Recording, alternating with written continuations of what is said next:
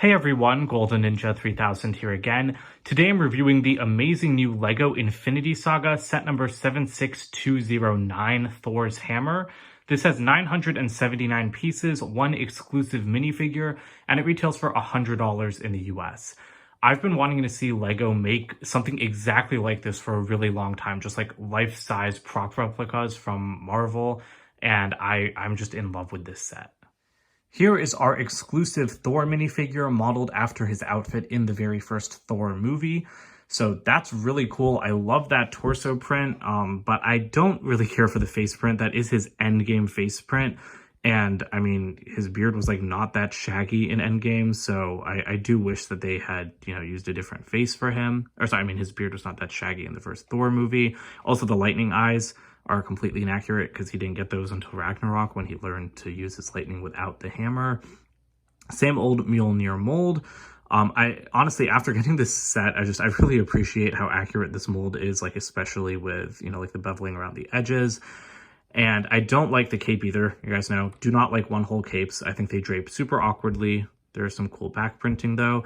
And the other great thing here is the hair, because when we used to get Thor minifigures with this hairstyle, it was always yellow, but tan works much better. Although, again, it is kind of awkward because the tan does not match the dark tan color of the beard. I just think he needed a new face print. I mean, again, this is a $100 set. I think that LEGO could have shelled out a little bit more for more than one torso print. We do get a side build in this set. This is Odin's treasure room. This was seen in the first Thor movie and in Ragnarok. I don't think it was seen in the Dark World, though. So we have three things here. We have the Tesseract, which is a transparent Minecraft head. That was put in the vault after the events of Avengers 1. Then we have the fake Infinity Gauntlet, because this was included in the background as an Easter egg in Thor 1, and then Hela knocked it over in Ragnarok and revealed that it was a fake. The one thing is that, it's great to get the Infinity Gauntlet in this set, first of all. Like, all of the stones, all 6 stones in one set, that is really cool because LEGO doesn't really do that often. I think they've only done that, once before. And I like seeing the Infinity Gauntlet mold pop up in random sets. But Odin's gauntlet was right-handed. That was, a very significant thing about it, is that it was the right-hand gauntlet while Thanos had the left-hand one. And LEGO has a right-handed gauntlet mold. They made one for the Nano Gauntlet for Iron Man's in 2019, and it hasn't been used since then. And I mean, this is a $100 set that is lacking in some other respects, which we'll talk about in a bit. And for complete accuracy, I really would have liked to see LEGO go the extra mile and mold this in gold and be right-handed, especially because like I said, the Thor minifigure only has one new print. In a $100 set, I really feel like they could have given us a right-handed gold gauntlet. This is the Eternal Flame on the left here from Ragnarok, which Hela used to bring back her army of dead bodies. Again, that's cool, but it's also inaccurate because in the movie, it's this giant thing that's bigger than a person, this giant bowl of fire bigger than a person. So just using that regular little flame is kind of boring. I'm glad this is included. Don't get me wrong. This is a cool side build. It's a cool reference, but it does just feel a little bit low effort. And I'm glad it's here. I'm glad that we got something instead of it not being included. It does add a little bit of value, but it also does kind of irritate me a little bit. It's almost impossible to fit the entire hammer in frame here. I am back at home, as I'm sure you can tell by the background, not in my regular studio setup at school. But this set comes with, the hammer, and then it's on this kind of rocky base. So we'll take a look at that in a second, but I just wanted to try spinning this around for you guys, even though it's kind of difficult. I really like the way that this stand displays the hammer. I think that it's really cool to have it kind of in this landed pose, kind of how it looked when it crashed to Earth in Thor 1. Because, I mean, this is technically a Thor 1 set because of the minifigure. So I really like the way LEGO's displayed it. Here's the base. Now, to me, this kind of reminds me of the staging for the final battle in Avengers Endgame. So honestly, I'm sure, if you bought this set and you don't care about displaying the hammer on this base, this would be a great setup, just to pose your minifigures. All of the light blue here is meant to look like lightning crackling through the ground. It kind of looks like that, but I mean, not really. To me, it just looks like there's some shiny rocks because there aren't really streams of lightning crackling anywhere. So that's one thing I guess maybe it would have been nice to see from this set is some more actual lightning on the hammer itself or on the ground. like, I don't know, some stickers or some prints, or even just like actual built up like streams like with cheese slopes. Because right now, like, it doesn't look like there's lightning crackling around. It looks like it's just about to fade. But yeah, I really like the way this was built. It got some interesting angles in here. There's like a big ugly rock piece right there. And so yeah, I think that, like I said, it's a really nice way to display the hammer. And you do have this little Infinity Saga plaque, which is consistent with the one in the Infinity Gauntlet set and is kind of in the same style as those collectible helmet sets. Here's the hammer itself. Because it is pretty tall and just like awkwardly shaped, I'm not going to show like the whole thing in most of the review, but I did want to show it to you guys here. And I do want to demonstrate just right off the bat, you can pick this up, you can wield it like pretty well. It's extremely strong. I'm actually really impressed with how strong it is, because I mean, this is Lego, and Lego's made some strong stuff, but like a life-size Thor's hammer that like you can actually hold, that's kind of crazy. So again, like, I can't get like a complete view, but I mean, you can swing this thing around. Like, the top is not going to break. I don't want to swing it too hard, but like, I brought it down on my bed last night, which is soft, but nothing happened to it. And again, it's got a really nice weight to it. It's really heavy. It feels good. It feels good to me. Like, I never thought Lego would be able to make something like this, but I've always wanted them to do it. And so I'm just really happy with how like the entire thing looks and feels. I mean, I'm happy with how it looks for the most part, because there is one major complaint that I have that I will get to in a little bit. So first, let's take a look at the handle. It's built up around like a really strong Technic core with just a bunch of these 1x4 curved pieces with cutouts. Now, this is the one thing I don't like about the handle build. So there's just like over 100 of these like on this handle. You can see that it only attaches in the middle, not on the edges. That's fine, because it still looks okay. It's just that it does make it a little bit less stable. I have found that when I pick it up, if I like accidentally touch the ends of this, you can see they start to pull up because there's nothing securing them. So you just need to kind of like go through and just make sure that everything is tight. And I would have liked to see them connected at the ends, like even just to each other, like going down here, because when I'm holding this, I don't want to accidentally like hit the end and then have a piece like break out from underneath my finger, because like it could startle you into dropping the hammer, which almost happened to me because I thought that the handle was breaking when really it was just like a couple of these pieces pulling up. The end of the handle does have a little bit of detail down here. I don't love this Technic part sticking out, and you can kind of push it in, but then it doesn't like, it makes like this bit a little bit weaker. This is like the weakest part on the entire build, so you can't really hold it by the strap here. This is what I mean, like the Technic piece will kind of just push up and start to impact the studs a little bit. But I do really like that Lego made the strap. This is a piece from the Video Beatbox sets. The only thing is that this strap is way too small. Like, first of all, this is not a set for kids, so you can't really use the excuse that it's for a child's wrist, because even if it was, like, this is only fit for like a toddler. Like, I mean, look at my wrist next to like this strap. Like, that's just kind of dumb to me. But at the same time, I don't think there was a better piece for Lego to use. And I mean, this one looks the part. Again, it's not the right size, but at least it looks good. So again, just a really minor complaint, but I mean, all of my complaints with this set are like pretty nitpicky. Then as for the actual hammer head, this is in light gray, and obviously would have been great to see Lego do this in like a gunmetal gray, because that's the color the hammer is, but that is a ridiculous expectation. Light gray works perfectly fine, but like, this is my other complaint about this set, is like, this is just a giant gray box. Like, it's very smooth on the sides. I really like the use of these large tiles. But again, like, it makes it very plain. Like, there's nothing even to just like break up, you know, like these giant like swaths of tiles. Like, whereas if they had used smaller pieces, at least there would have been lines between pieces. And the other thing is, like, there's no design anywhere. Like, that doesn't make any sense to me, because on one side of the hammer, you have like that trifecta Asgardian symbol that appears sometimes. And then like on the other side of the hammer, you have the inscription about like, it's like whomsoever shall be, or if he be worthy, shall like possess the power of Thor, something like that.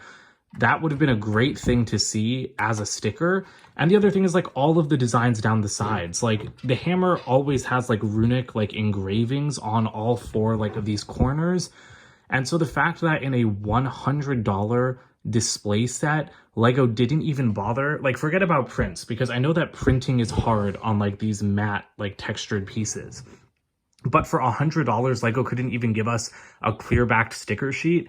Now, yes, I would have complained about a sticker sheet too, because then there would have been like 20 of the same sticker design repeating. That would have been really hard to line up. So maybe that's why they didn't do it. But to me, that's not an excuse. Like, if you can't print, you should at least give us the option of stickers, because as it is, this is inaccurate because it doesn't have the engravings. Forget the things on the sides, because again, like, those only appear temporarily. Like, they'll only appear if someone touches the hammer, but like the engravings on the sides are always there. And so I think that it's really just lazy of Lego to not even include a sticker sheet, because you don't have to put stickers on. It's up to you. Whoops. It's up to you to decide if you want the stickers. So the fact that they don't even give you the option, I think, is really stupid. And it just feels like the designers left this set unfinished, because that's like a glaring inaccuracy. It also just, it would have made it look more interesting, because I love this set. It's like the perfect size. It is the perfect weight. It is the perfect build. But just the fact that it is a rectangular gray box when it should be a rectangular gray box with a little bit of detail, that's just a huge miss to me. But like I said, I really like the shaping over here. Again, I think that using these tiles, especially at the ends, is such a good choice. Like, it squares it off so perfectly. You can see like a tiny hint of blue peeking through there, which I also don't love, but that's pretty easy to fix on your own. Other than that, though, like, it's hard to tell this is Lego. Like, one of my friends was asking me about that. They're like, oh, I've seen people, they were like, oh, I would think about buying it, but it just doesn't look like Lego. It looks like it's any hunk of plastic, so why would I pay $100 for it? And I kind of get that, because the only visible studs are down here, and then at the top. But to me, like, I'm glad this isn't studded. I don't think that Thor's hammer should be covered in studs. And so I really like that it's as smooth as humanly possible. At the top here, you do have, you know, like, just the little knot or whatever it is at the top of the hammer. And so you can see, like, you can balance it on that, like, circle, kind of, but it does want to tip just because it is so heavy. I also like the shaping over here. I think that using these pieces to kind of, like, bridge that, like, gap between, like, the two heights of bricks is pretty cool. The only thing is there are a lot of lines in between them. Again, that's a nitpick, but I mean, everything else is just so, like, smoothed over, like I said. But again, there wasn't any other way for Lego to do that unless they used like a bunch of cheese slopes, which wouldn't have looked as good because then they'd be a different texture. But there is another feature with this, because you can actually open up this area by just taking off like these three pieces. And so inside you can kind of start to get a sense of how the hammer was built, but there are 4 studs there. And that is so that you can put Odin's treasure room inside the hammer. That's a really great feature, but I think it could have been executed a bit better, because if you press it onto all 4 studs, it's very difficult to get it back up, because like all of these things are just attached so lightly that like you kind of have to try working it up just off of the stands that hold the treasure, and then the stands break off. So to me, like, if I need to break the entire treasure room to get it out of the hammer, then that's not really a great storage option. I really think we just needed this to be kind of like tiled over with only a couple of available studs to stand the treasure room on, and it would have worked perfectly. Here are the extra pieces. You do get 3 extras of each Infinity Stone, so that's really awesome. I have so many of these things by now. But one weird thing is that there's no brick separator in this set. That surprised me given the size, and also because I had like put one of the tiles on wrong at one point, and so it was kind of hard to get it up because I don't have long nails right now and no brick separator was included, so I just thought it was a little bit weird. The box for this set is the typical 18+ style. I really love the logo for this set though, like in the Infinity Saga style. It does show the entire hammer crackling with lightning, which is why I think it would have been cool if there was like buildable like strands of lightning or something that you could attach to it. Because I don't know, it looks so cool on the box, like glowing with lightning like that. On top, you do have like a side image of the hammer. And then around the back, this also kind of surprised me. This is a very, very boring back of the box. Like, I have no idea why those 2 images are so shrunken and tiny, especially the one with Thor and the treasure room. Like, why aren't those bigger? Like, those should be selling points for this. And then one thing that I do find funny is that Lego shows you right here all of the detail on the hammer that they just decided to not include. The instruction manual for this set isn't very large. I didn't talk about the build yet, but it was a pretty quick build. I did it in like an hour and 45 minutes. You have some nice images of the hammer, a little bit about the set. Again, like these are the kind of like engravings that I was talking about. Like I have no idea why those weren't stickers. That's the Asgardian symbol. Because again, like the hammer just looks so plain without it. And then at the back, I don't think there are any ads for anything else because there's nothing really to compare this set to. I don't want to say that this set isn't worth $100. So like, I'm not going to say that. Like, I don't think it's necessarily bad for the price. I just don't think it's good for the price. This set was so close to being perfect. Like the build is incredible in terms of stability, in terms of appearance. Well, not in terms of appearance, in terms of design, like in terms of how it was put together, in terms of how it's engineered, it is literally perfect.